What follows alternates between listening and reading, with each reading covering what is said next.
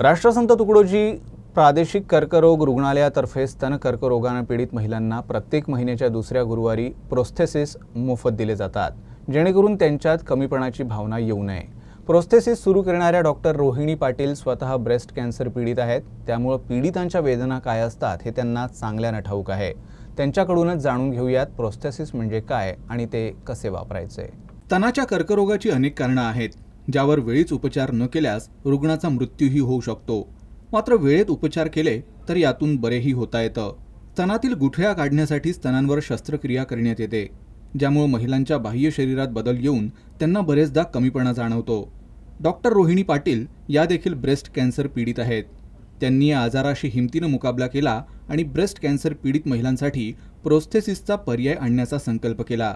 Prosthesis सोबत आता त्या महिलांसाठी ब्रा देखील उपलब्ध करून देत आहेत, जेणेकरून महिला ब्रेस्ट स्क्रीनिंगसाठी पुढे याव्यात।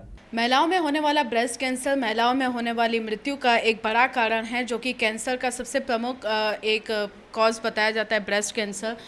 ब्रेस्ट कैंसर के दौरान जो कि सर्जरी की जाती है, उसमें महिलाओं का स्तन जो है वो काटा जाता है, जिसके बाद उन्हें प्रिजर्व करने के लिए कुछ से प्रोस्थेसिस दिए जाते हैं, जिनके लिए राष्ट्रसंत Tukdoji Maharaj regional cancer hospital में डॉक्टर रोहिणी पाटिल महिलाओं को मुफ्त में प्रोस्थेसिस देते हैं।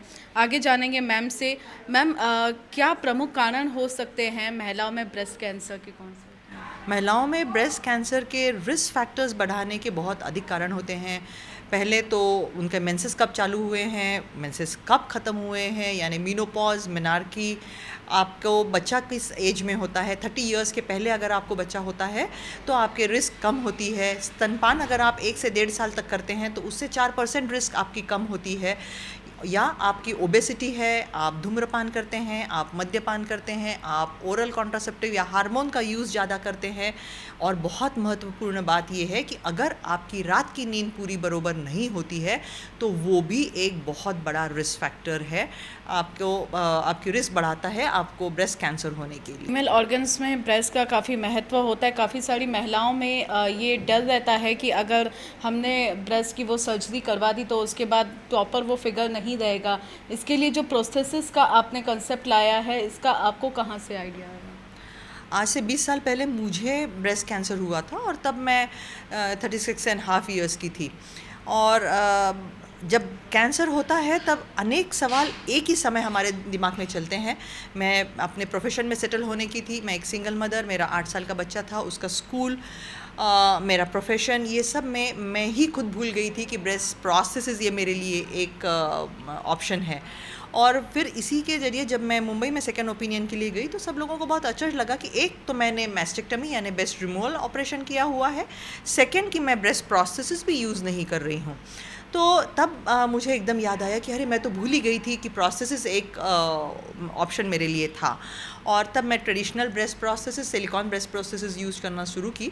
और फिर उसके बाद जब मैं अवेयरनेस लोगों में क्रिएट करना, जन जागृति के लिए लोगों में जाने लग गई, एजुकेशनल इंस्टीट्यूट में, इंडस्ट्रियल एरियाज़ में और छोटे छोटे कस्बों और गाँव में जाने लग गई, क्योंकि हमारे यहाँ पे इंसिडेंस ब्रेस्ट कैंसर का गांव में कम होने के बावजूद वहाँ पे मृत्यु संख्या ज़्यादा है, क्योंकि जन जागृति कम है और 3rd और 4th स्टेज में डायग्नोसिस होता है। और इसी समय मुझे अनेक महिलाएं मिली जो अपने काम पे जाने के लिए झिझक रही थी, क्योंकि उनका एक ब्रेस्ट निकला हुआ था और कभी कभी तो दोनों ब्रेस्ट भी निकाले जाने पड़ते हैं। और इसी समय मुझे ऐसा लगा कि मैं उन लोगों को किस तरह से मदद कर सकूं। तो यूएसए में मैं उसको मिलने जाती थी और वहाँ के सपोर्ट ग्रुप में मिलती थी और जानना चाहती थी कि वो क्या करते हैं और किस तरह से वो जन जागृति करते हैं और कैसे सपोर्ट करते हैं। तब मुझे वहाँ पता चला कि वो सिलिकॉन ब्रेस्ट प्रोस्थेसिस यूज़ नहीं करते हैं, बल्कि निटिंग और क्रोशे से बने ब्रेस्ट प्रोस्थेसिस, जिन्हें वो निटेड नॉकर्स बोलते हैं, ये जो है ये निटिंग से किया हुआ है। और ये जो है ये क्रोशे से किया हुआ प्रोस्थेसिस है और ये कॉटन यान से बना है, यानी इससे गर्मी भी नहीं होती, ये वॉशेबल रहता है। हम अपने आप से उसको कस्टमाइज़ कर सकते हैं और मोस्ट इम्पॉर्टेंट उसका हम वेट भी कस्टमाइज़ कर सकते हैं हमारे दूसरे ब्रेस्ट के हिसाब से। उसमें या तो मार्बल डालें या कॉइन डालें और वो दोनों वेट एक समान करो तो आपका पोस्चर और बॉडी बैलेंस भी मेंटेन रहता है। मैम, ये जो दिए जा रहे हैं प्रोस्थेसिस आपकी तरफ से, महिलाओं को कितना इससे रिस्पांस अच्छा मिल रहा है आपको? एब्सोल्युटली बहुत अच्छा रिस्पांस है और बहुत ही भावुक हो जाती हैं, इनकी आंखों में पानी रहता है और वो हमको बोलती हैं कि हमको तो लगा ही नहीं था कि हमारे बारे में ऐसा भी कोई सोचेगा। मैडम ये बात तो हम किसी से कर ही नहीं पाते थे, घर में अगर ये बात की तो लोग बोलेंगे कि कैंसर की बीमारी का इलाज चालू है और ये महिला क्या सोच रही है। तो मैडम ये हमारे बारे में आपने सोचा, ये हमारे लिए तो कभी हम लोग विचार ही नहीं कर सकते थे कि हमारे लिए कोई सोचेगा और हमारे पास आके हमको ये सब चीज़ें देगा। ब्रेस्ट कैंसर से पीड़ित महिलाएं जो कि इलाज के लिए आगे आने से डरती हैं कि कहीं उन्हें स्तन का ये सर्जरी ना करवाना पड़े, लेकिन यही जो रीजनल कैंसर हॉस्पिटल में सर्विस दी जा रही है मुफ्त, बस इसी के लिए डॉक्टर्स का यही कहना है कि समय रहते इसका स्क्रीनिंग कराया जाए।